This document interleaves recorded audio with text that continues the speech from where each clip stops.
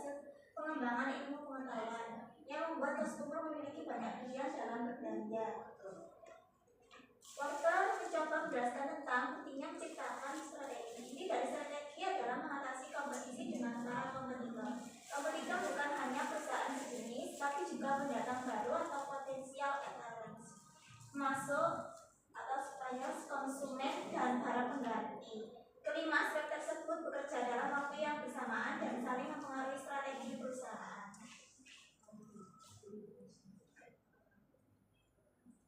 Kompetitor bersaing dalam industri.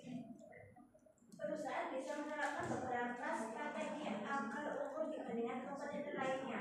Satu, harga. Dua, fokus pada diferensi produk. Pendatang baru memasuki suatu industri dengan membawa sesuatu yang baru dengan tujuan untuk memperoleh pangsa pasar. Jika itu berhasil, maka tentunya pangsa pasar perusahaan sebelumnya menjadi berkurang. Tiga, pemasok. Setiap proses produksi memerlukan input yang berupa bahan baku, tenaga kerja, dan komponen produksi lainnya. Empat, konsumen. Dalam industri, konsumen memegang peranan yang sangat penting karena konsumenlah yang menjadi sasaran utama para produsen untuk membeli produknya dan menghasilkan pendapatan bagi perusahaan. Kelima, para pengganti. Semakin banyak suatu produk memiliki barang pengganti, baik dalam industri bersama maupun bebas, maka permintaan akan produksi semakin elastis karena konsumen memiliki alternatif yang lebih banyak. Menganalisis bersaing, di mana suatu perusahaan harus peran aktif dalam menganalisis dan mengidentifikasi hal-hal penting para pesaing. Utamanya, dia harus mengetahui dengan pasti karakteristiknya, penyusunan strategi, tujuan, kekuatan, dan kelemahan serta toleransi mereka. Satu, strategi. Dua, tujuan. Tiga, kekuatan dan kelemahan. Empat, pola reaksi dengan menyeleksi pesaing. Strategi memimpin pasar. Market leader merupakan perusahaan yang diakui oleh industri yang bersangkutan sebagai pemimpin. Karakteristiknya ada tiga, yaitu memiliki pangsa pasar terbesar 40% dalam bersaing pasar produk yang relevan.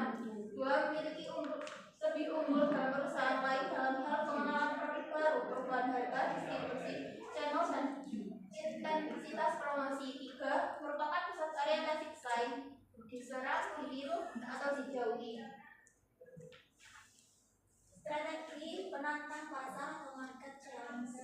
Strategi penantang pasar adalah strategi yang biasanya dilakukan oleh perusahaan-perusahaan yang terletak pada posisi kedua atau ketiga, di mana perusahaan-perusahaan ini menyerang muka dan pesaing-pesaing lain dengan tawaran yang agresif untuk memperoleh lebih banyak market. Karakteristik perusahaan penantang pasar yang pertama yaitu merupakan perusahaan besar dari sudut pandang volume, penjualan, dan laba. Yang kedua, selalu berupaya menemukan kelemahan pemimpin pasar lalu menyerangnya. Yang ketiga, biasanya juga memusatkan perhatian pada akuisisi perusahaan-perusahaan yang lemah.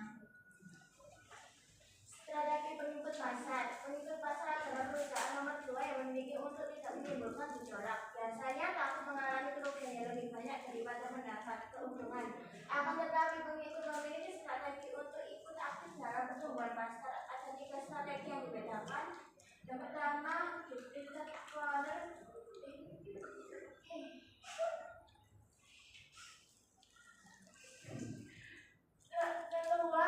Teluk pasar adalah peluang kecil yang terdapat dalam sebuah pasar.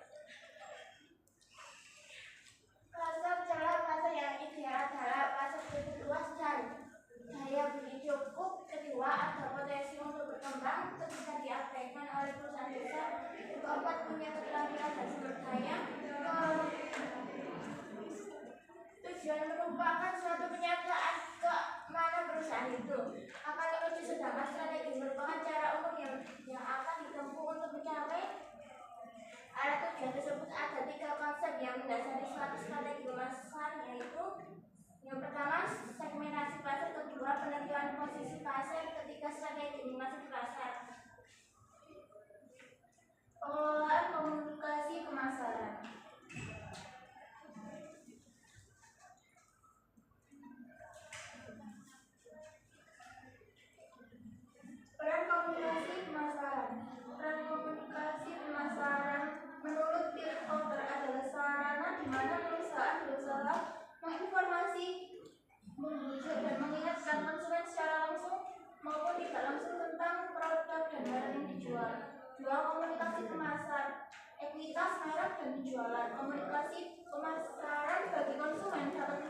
memberitahu atau memperhatikan pada konsumen tentang bagaimana dan mengapa suatu produk digunakan oleh orang macam apa serta gimana dan kapan.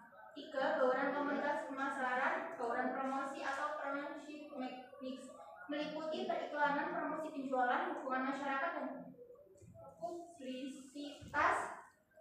4. Penjualan secara pribadi. 5. Pemasaran langsung. 6. Pemasaran interaktif.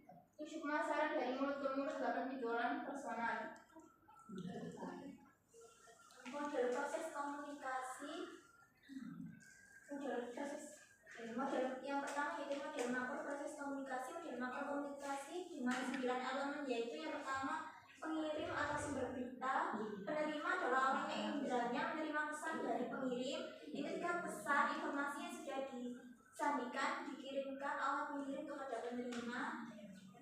Yang keempat, media alat yang digunakan dalam penyampaian informasi dari pengirim kepada penerima. Penyajian adalah penerjemahan informasi menjadi serangkaian simbol untuk komunikasi.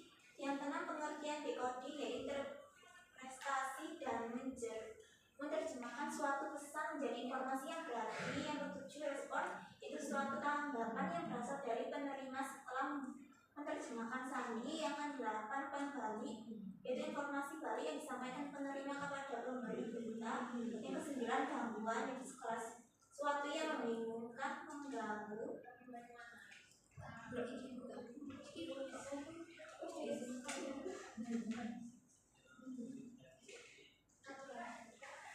Model proses komunikasi. Kedua, model mikro dengan konsumen. Adapun tingkat kesimpanan membeli dapat diuraikan dalam penjelasan di bawah ini. Yang pertama, kesadaran jika sebagian besar audiens sasaran tidak menyadari objek tersebut. Yang kedua, pengetahuan audiens sasaran mungkin telah memiliki kesadaran tentang perusahaan atau produk tetapi tidak mengetahui lebih banyak lagi. Yang ketiga, menguasai jika audiens sasaran mengetahui produk tersebut. Yang keempat, preferensi audiens sasaran mungkin mengetahui produk tersebut tetapi tidak memilihnya dibandingkan produk lainnya. Yang kelima, keyakinan seorang audiens sasaran mungkin lebih menyukai suatu produk tentunya tetapi tidak yakin akan membelinya. Yang keenam, membeli. Beberapa orang dari audiens sasaran mungkin memiliki keyakinan tetapi tidak bermaksud melakukan pembelian. Mengembangkan komunikasi yang efektif. Berikut ini akan dibahas 8 langkah dalam mengembangkan program komunikasi dan promosi total yang efektif. Komunikasi pemasaran baru. 1. Mengidentifikasi audiens yang dituju. 2. Menentukan tujuan komunikasi tersebut. 3. Merancang komunitas.